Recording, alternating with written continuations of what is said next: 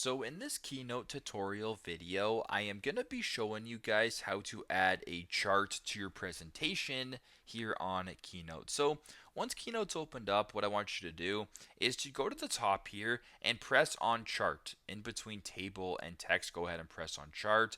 Now once you're on chart, there's a whole bunch of different charts to select from.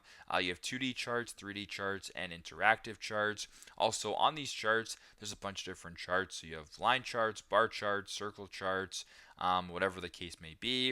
It is completely up to you. So if you wanted to go ahead and add this one right here, you can go ahead and add this. If you wanted to add maybe another one, for instance, go to the top here, press on chart, press on 3D. You can add, whatever the case may be right here. There's another one. It is completely up to you. So very straightforward, very simple. That is how to add a chart to your presentation here on Keynote. Thanks again for watching, and I hope this video helps.